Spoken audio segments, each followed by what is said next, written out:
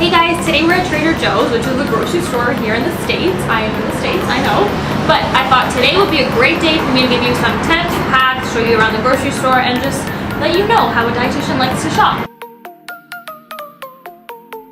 So my first tip before even coming to the grocery store is always to make a list. I find that when you come to the grocery store with a list already made, you're more likely not to buy things that you don't need, things that you're probably going to snack on at night, and things that you probably just don't even want in your house. And going along with that, I don't like to grocery shop on an empty stomach because then I'm more inclined to purchase things that I might want to snack on while I'm inside, or just things look more appealing to you when you're hungry. So always come being fed and always come with a grocery list before you get started. So with that in mind, let's go ahead and get started.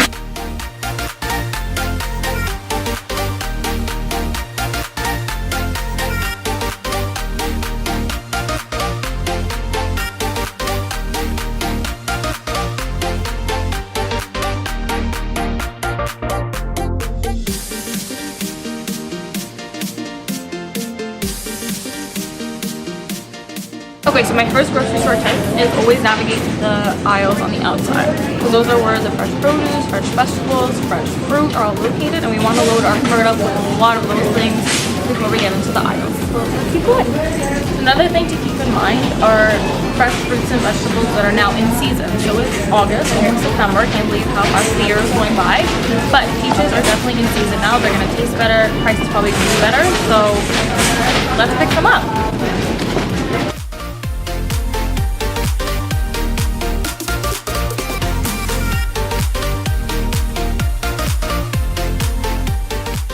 Another thing that I like to keep in mind when I'm buying packaged lettuce or spinach or anything that's packaged pretty much is look for the dates on them. Usually the ones that expire sooner are placed towards the front of the shelf, whereas ones that are going to probably expire later on, or not really expire, but that's before dates, they're going to be placed more towards the back. So come on closer, I'll show you. Okay, so as you can see, this one says best if used by August 29th. If I scroll a little bit to the back, I'll probably find something that's has a little bit more dates to it.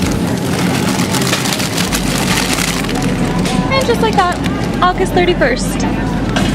Another thing for you to keep in mind is that it doesn't really say expires by, it says best if used by. So just because it says August 31st, that's not really scientifically based, or like there hasn't really been any testing. It's just what the manufacturer assumes that'll be the date that it's best consumed by. So if it's August 31st or September 1st and you're like, wondering if I should throw this out or not, more often than not, you really don't have to. Sometimes it's still really good. Another thing that I like to keep for weeks after the best before date is yogurt. I find that yogurt can actually last weeks after the best before date. So if it looks funny or it smells funny, maybe it's time to toss it out, but otherwise, if it looks okay, chances are it's probably fine. Something like this, where you already have the chopped up vegetables, onions, whatever it is that's in it, it's a great option as well if you're pressed for time, but you always want to keep in mind what's on the ingredient list. You don't want to have any added preservatives, so make sure it just has whatever's inside it, so the carrots, onions, celery, whatever's in it, no added preservatives or anything else.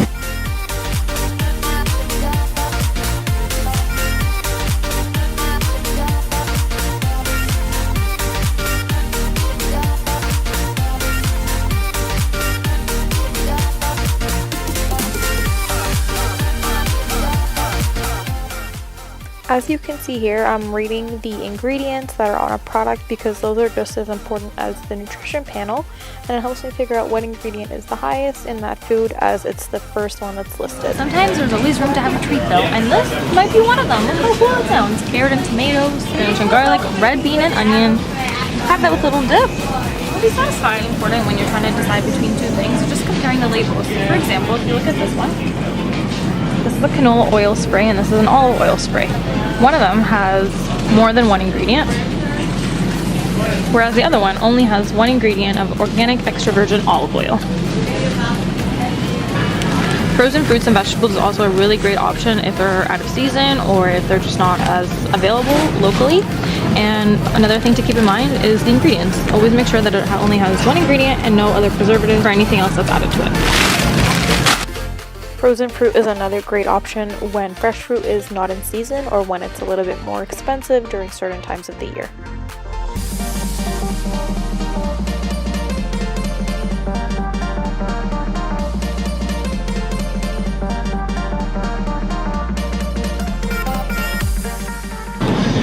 free samples while you're grocery shopping makes the experience 100 times better. Make sure to choose bread that's higher in fiber and 100% whole grain.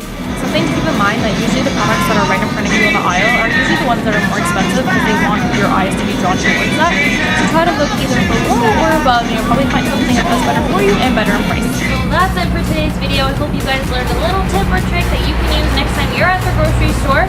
And if you have any other suggestions or a next grocery store for me to go to, leave it in the comments down below. And until next time.